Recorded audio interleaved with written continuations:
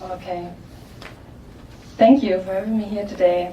And it's a pleasure to talk to such a unique audience today about my research I've done here as an architect and as a senior researcher at Stanford. And last year I received a scholarship for Stanford. So my research is all about what do we really need? What do we need in terms of housing? What do we need in terms of housing for the upcoming challenges we are facing in urban areas of tomorrow?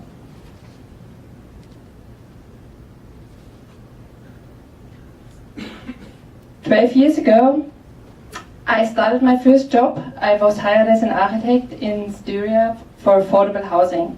During that time, I designed more than 300 apartments in terms of design, construction, regulation, and government funding. I was responsible for these standardized affordable housing projects, and this is one example designed by me. During that time, there was one thing I often thought about. I have never spoken to one of the future residents. I have never met a tenant face to face. So not during the design process, nor after they have moved in. So how could I know that the floor plan or even the whole complex meet their needs? Do the apartments fulfill their requirements of accommodations? What were their expectations before they moved in? Today I will give you an insight about my research I've done here in Silicon Valley and combined with some facts about Austria.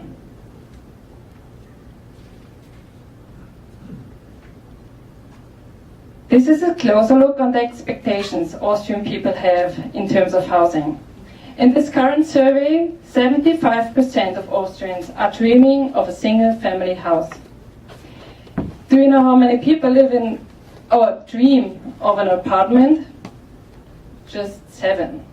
7% like to live in a multifamily housing apartment. So in comparison to that, this is the reality. 50% live in a single family house, but 42% live in a multifamily housing apartment. So there's a discrepancy of 35% between the 7 and 42. So, and the 35% or even the 42% of these people will increase. They have to be increased because in the next 2 years due to the worldwide urbanization trend. So let's have a bird view based on that Austrian facts on the new urban world. This is a map published by the United Nations in 2010. It shows the current urban population per nation. To understand the colors, the red area nations are predominantly urban areas. The, what is it? Yellow, green, no. The blue, looks more like blue now. The blue areas are more rural areas or rural nations. In total, more than 50% live in urban areas right now in the whole world. So for instance, in Austria, are currently 66%, in the United States, currently 81%. So the prognosis shows that by 2030, more than 75% of the Earth population will live in urban areas. So the increase in population in urban areas isn't unique, it's a worldwide phenomenon. And given that, the rising demand in housing is becoming a big issue in all metropolitan areas worldwide. The costs of housing are at an all-time high, even here in Silicon Valley.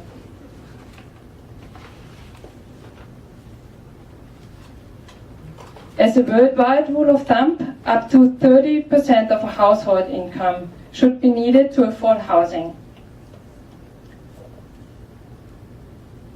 This is a selection of 3 local cities: Mountain View, the hometown of Google, San Jose, the capital of the Silicon Valley, and Cupertino. They all have a really high affordability right now in comparison to Vienna with 28%. Mountain View is reaching 52% right now. The high affordability is a result of an imbalance of demand and supply in housing. The causes can be found in two main facts. The first reason is the high attractiveness as a workplace and the continuous local growth here in Silicon Valley. Last year, the region created 65,000 new jobs per year. And the second reason is the lack of housing. The data published by the Silicon Valley Index suggests a shortage of nearly 25,000 units today here in the area. So to meet the demand of housing, it is necessary to build more housing. This has to be done by increasing the density of housing since the available land is limited and traffic is getting worse.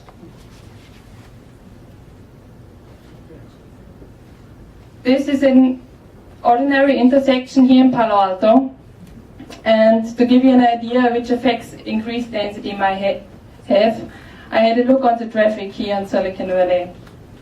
So these traffic congestions happen all over the place here in Silicon Valley. And where do the cars all go to? They go to school, office, kindergarten. You are going almost everywhere by using the car.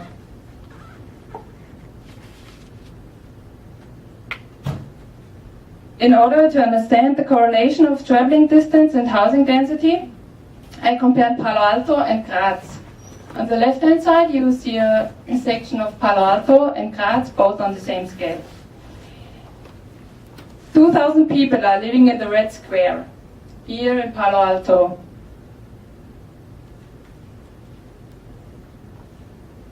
2,000 people are living in that Red Square in Graz. It's 20 times lower, the land use. The density is much, much higher. So as a next step, I had a closer look on the distances in that area. In order to get from one edge to the other edge in these particular areas, it takes you 30 minutes in Palo Alto, go from here to here, 30 minutes to work, and 7 minutes by car. In Graz, it takes you 4 minutes to walk, and you wouldn't even think about using the car. So consequently, increased density leads to traffic reduction in that case. But the question is such a high density accepted by the residents? And definitely, yes. The particular area I used in that case is the Terrassenhaussiedlung you may have heard about. It's in Graz, St. Peter. And the concept is based on the idea that the future residents had a say in this design process during their design of their apartments and the community areas. It is very unique. With more than 500 units, the architect designed personally tailored units and apartments. The result is an exceptional high satisfaction and the high demand of vacant apartments until today. It is done in the 1970s and 60s and 70s, so it's almost 40 years old. Given that, the question for future housing is, how can we transfer these principles they have done here in the Terrassenhaussiedlung for the future housing in growing urban areas?